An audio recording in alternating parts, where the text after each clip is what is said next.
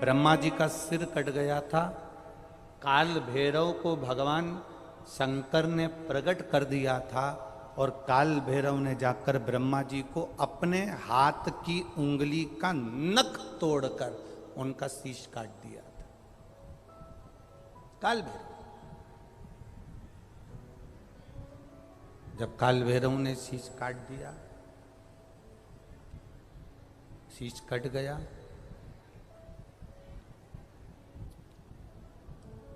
भैरव काल भैरव का आदर, सम्मान, सत्कार सभी देवताओं ने किया।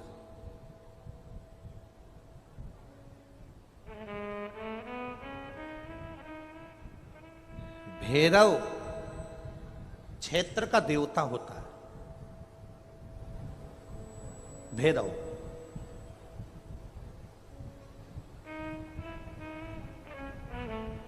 64 तरह के भैरव होते हैं। कितने तरह के?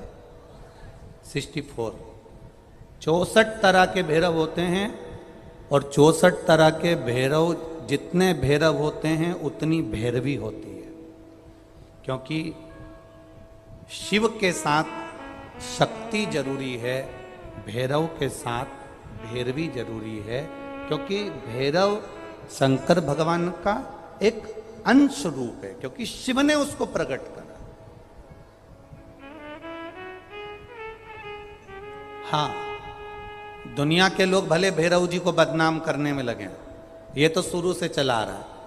भैरव जी को कोई बीड़ी पिला देता है, कोई सिगरेट पिला देता है, कोई कह देता है कि भैरव बाबा को तो बीड़ी दे दो, भैरव बाबा को तो सिगरेट दे दो। ये ढोंग और प्रपंच मेरे शंकर की कथा में नहीं है।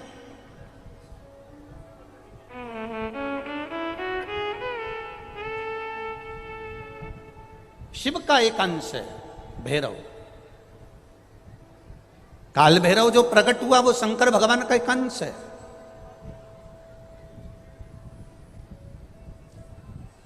काल भैरव जो प्रकट हुए वो शिव का एक अंश रूप है। और काल भैरव जब प्रकट हुए, सारे देवताओं ने उनका आदर करा, इंद्र ने उनका सम्मान करा, इंद्र उनकी सेवा में लगे, वायु देव, गरुण देव, वरुण देव, जितने भी देवता हैं सब ने उनका आदर करा।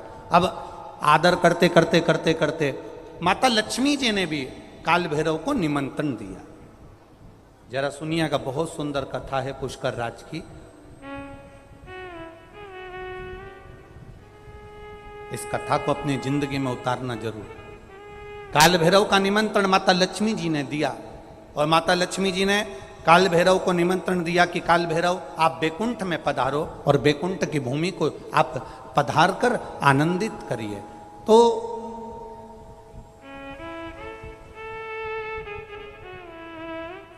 काल भैरव का काम क्या है? काल भैरव का कार्य क्या है? ये यहाँ राजस्थान की भूमि पर तो वैसे भी भैरू जी के मंदिर बहुत है। बोलो सही है कि गलत है? और पूरी दुनिया में जितनी भी, पूरी भारत की भूमि पर दुनिया के लोग कहीं पर भी लें, कहीं पर भी रहें, पर भैरू पूजने के लिए हमारे राजस्थान में आते जरूर हैं। भले वो कभी भी आए, पर राजस्थान में आकर भैरू पूज कर जाते ही हैं।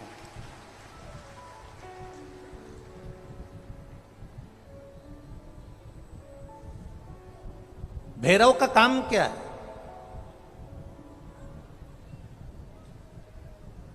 शंकर भगवान ने क्या केवल एक ब्रह्मा जी का सिर काटने के लिए काल भैरव को प्रकट करा? केवल एक कार्य के लिए ब्रह्मा जी ने, भगवान शिव जी ने काल भैरव को प्रकट करा? केवल एक काम के लिए? नहीं। मेरा भोलेनाथ एक कार्य के लिए काल भैरव को कभी प्रकट नहीं कर सकता, क्योंकि मेरे भोलेनाथ ने जब जब जो काम किया है वो संपूर्ण ब्रह्मांड के कल्याण के लिए किया है। इसलिए ब्रह्मा के सिर काटने के लिए, अकेले केवल ब्रह्मा का सिर काटने के लिए भगवान काल भैरव को प्रकट नहीं कर सकते। तब काल भैरव के प्रकट होने का कारण क्या है? भैरव के प्रकट होने का कारण क्या है? भैरू जी के प्रकट होने का कारण क्या है? भैरव प्रकट क्यों हुए हैं? तो शंकर भगवान जब काल भैरव जब नारायण के यहाँ बैकुंठ में गए और भगवान बैकुंठ में जब पहुंचे तो लक्ष्मी जी ने भगवान नारायण से पूछा, प्रभु मेरे मन के संशय को मिटाइए, ये भैरव प्रकट क्यों हुए हैं? केवल ब्रह्मा का सिर काटने के लिए?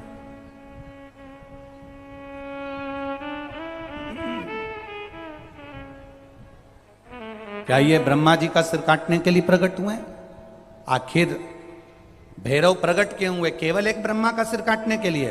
भगवान विष्णु ने कहा नहीं, केवल ब्रह्मा का सिर काटने के लिए काल भैरव नहीं प्रकटे। लक्ष्मी सुनो, आज मैं तुम्हें सुनाता हूं काल भैरव भगवान शंकर ने क्यों प्रकट करा। उसका कारण केवल एक है। जब देव अधिदेव महादेव अपने नेत्र बंद कर कर बैठ जाते हैं और समाधि में लीन हो जाते हैं, साधना में लीन हो जाते हैं, तब काल भैरव का दायित्व बढ़ जाता है। भैरव का दायित्व बढ़ जाता है। और भैरव का क्या दायित्व बढ़ता है?